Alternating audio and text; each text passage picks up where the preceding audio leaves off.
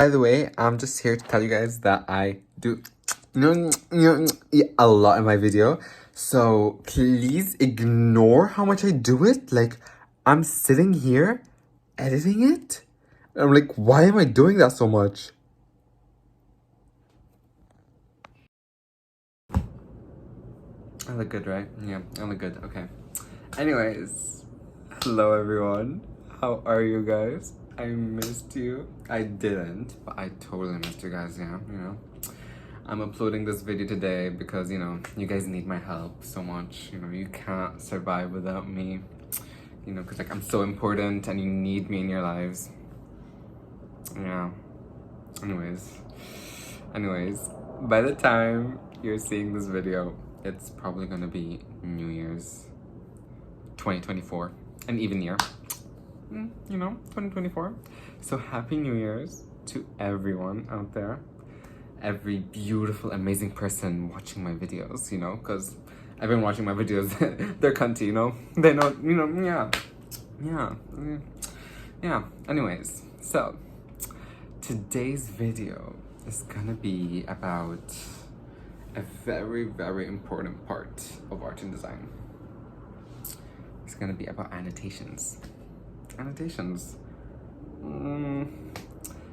You might think that they're just there. You might focus on your work more than your annotations, but your annotations are important. It's the way you communicate to the examiner. It's the way you talk to the examiner. It's like you show them a piece, right? They can view in any way possible. Any way possible. But your annotations tell them how to view it. So today, we're gonna be talking about what makes good annotations good, right? You know, and you should totally listen to me because I'm the UAE topper. Oh wait, hold on. Y'all see this? Yeah. I did that. That's what you get for, you know, being the top of the country in art and design. Yeah, so you should listen to me. Anyways, let's talk about the first part of annotations. The reason that there is annotations, you know? Your intention. Whenever you're writing, especially let's say in the beginning, your first prep, your first whatever, your first prep. Let's talk Cambridge terms, okay? Okay. So your first prep, right? You're starting. You want to tell the examiner what you're doing. What are you doing? Your topic is worn out. Okay. What are you doing with worn out? What's your idea? What do you want to do? You know, like, I want to explore this, and that in worn out. I want to explore why people are worn out from school. I want to explore why people are worn out by their emotions. Whatever it is, you have to show intentions. Now, let me show you an example right now. This is an example from my current coursework that I'm doing in A-level art, and this is Edexcel, but either way, it still serves its purpose. I'm showing my intention. I'm not gonna read it out for you. You guys just pause, whatever, okay?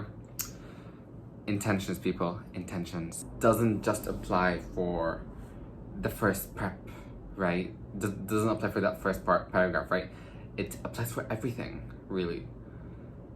For example, let's say you're doing an artist study, I don't know, whatever. You have to start by saying, why did you choose this artist? What are your intentions with this artist? Right? Another example, let's say you're doing an observational study. Right in the beginning, right? AO1. You wanna show your intention. You wanna tell them why you're observing it. Why are you observing this controller? Why are you observing it? Why are you observing this graphing calculator? Why are you observing that? Why are you making an observational study of that? Like, what's the use, you know?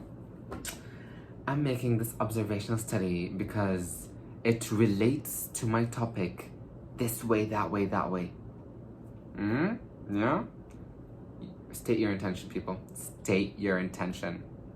That's number one. For the second part, use fancy words. Fancy words. Yeah, use fancy words. There are so many fancy words for art and design. Like, there's so many techniques for like so many words for techniques that we use that we just don't know. Like, for example, let's say for oil painting, right? What I'm doing right now. There's what people do is like they use oil paint of very low density. It's very thin oil paint at the beginning, at the base, right? And then they slowly make it thicker and thicker and thicker by using less medium, okay? I'm not sure if you guys know about oil paint or whatever, but this is an example, right? This technique, even though it's not very, hey, Yani, it's done sort of by everyone. Not everyone knows its name. It's called alla prima.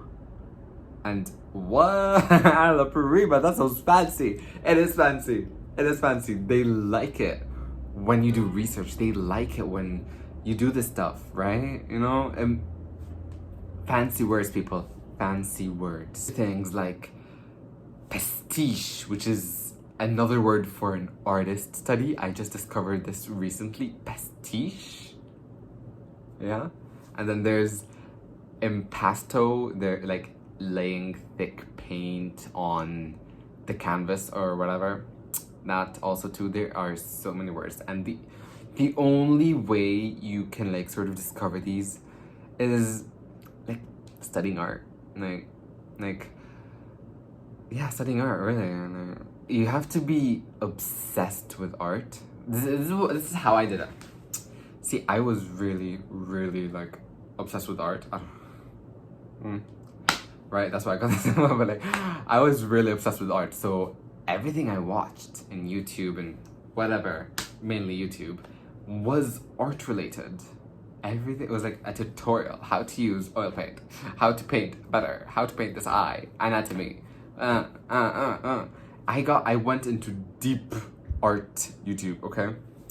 So I was consuming so much information that I was able to implement these fancy words into my annotations. So like, use fancy words when you're annotating.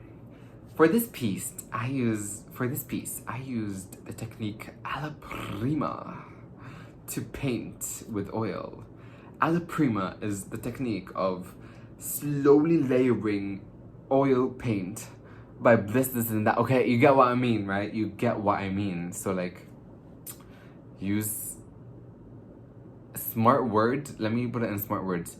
Use subject specific words, subject specific language, subject specific vocabulary, right? So like, you know what I mean? You know what I mean. I hope you understand. Fancy words, people. Fancy words. I yap so much, right? Do I yap a lot? I don't know. I hope I don't. Number 3. I've been preaching about this since my first video.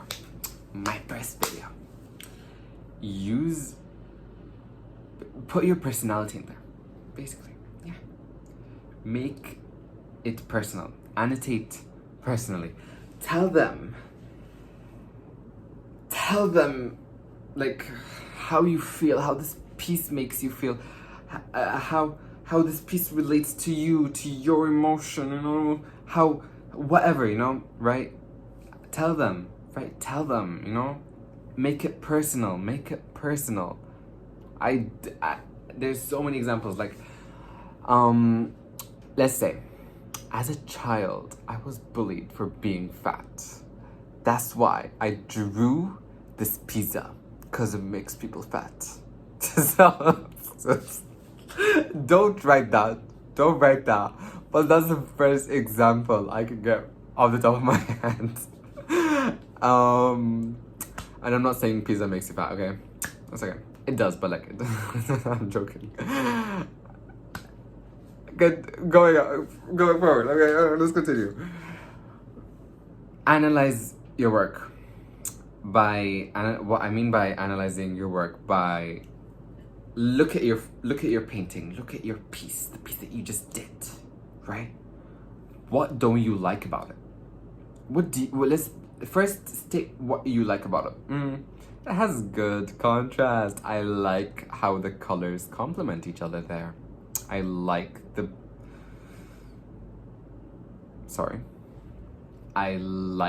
way it forms a very harmonious color scheme. Right? You get what I mean? After that, be judgmental. Criticize it. Criticize your work, right? Be like, I don't like the way this line looks. I don't like the way this is in front of this and how it's taking the attention away from that. Criticize stuff. If you can't find anything imperfect about it, show it to your teacher. I bet you whatever, she'll find something imperfect, okay?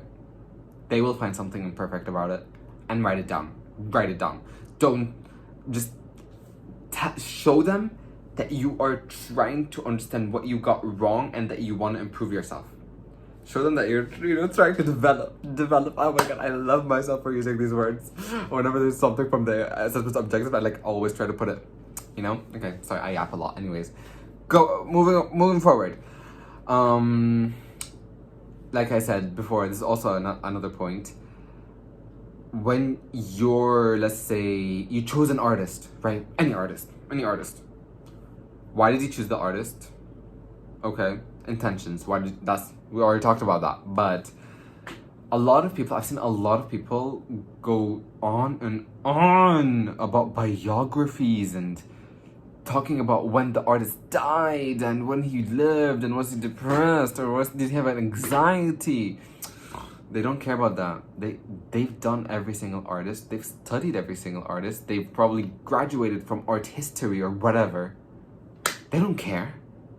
They care about what this artist means to you. Why did you choose the artist? How does it relate personally to your theme? What about the artist's work made you choose it? What did it make you feel? What did you get from it? Don't describe the artist to them. Analyze it yourself. Right? You get what I mean?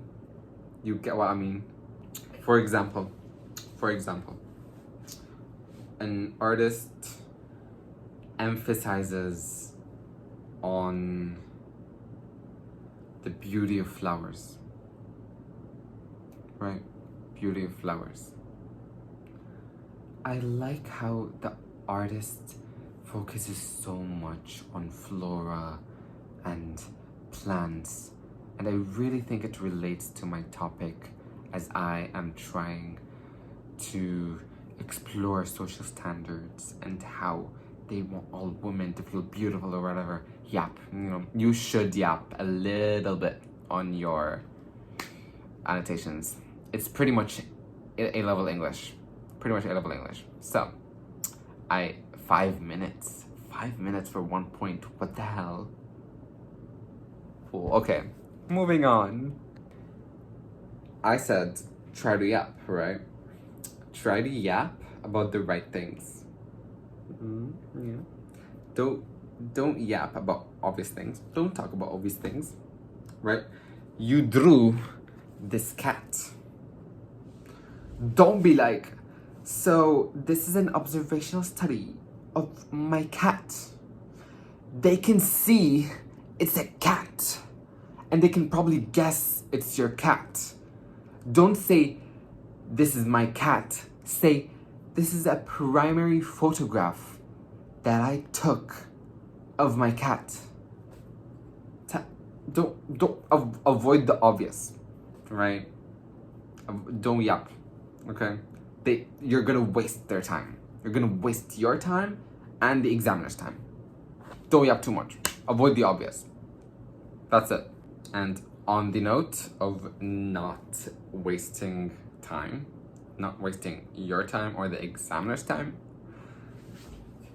communicate with clarity as well, all right? Like, how do I say this?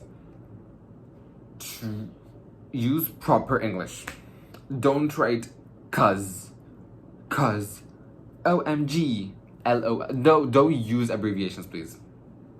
No. Use proper English. Make it simple, make it understandable, right? Use fancy words art-wise. Don't use the words promiscuously. No. Yeah, okay. You get what I mean. Yeah. Try to make your sentences concise, clear, normal.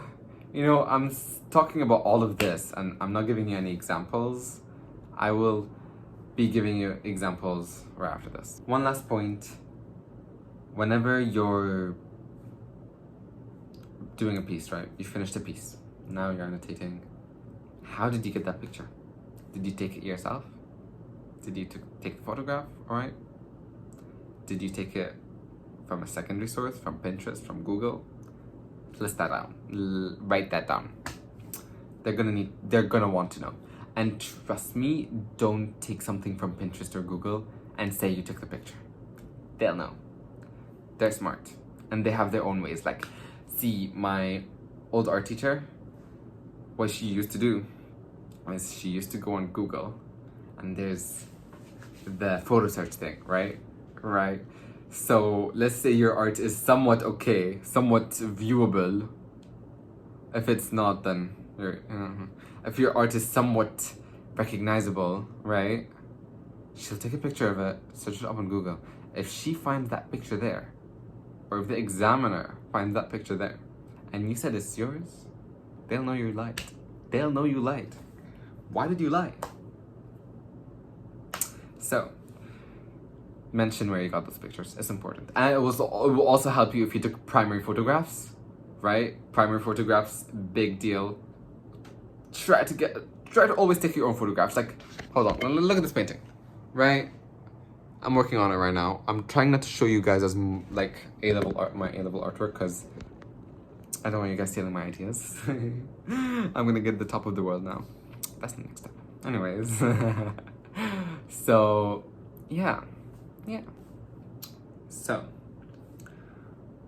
having gone through all of this, I hope you got something, a little something out of this video. I will be linking the website that I studied from, basically, in my IGCSEs. It helped me a lot. So I'll be linking it down in my description. So please feel free to go there and look at stuff. So thank you guys so much for watching this video. Actually, no. You should thank me for making this video. Yeah, I'm giving amazing knowledge, you know? Top of the freaking country. Where is it? Yeah. I'm never gonna stop showing it off, by the way. It's gonna be in every single caption, like, top of the country, top of UAE, top of the region. I'm gonna nail it into you guys. That sounded wrong, but no, you get what I mean. Thank you. Anyways, thank you guys for watching. Bye.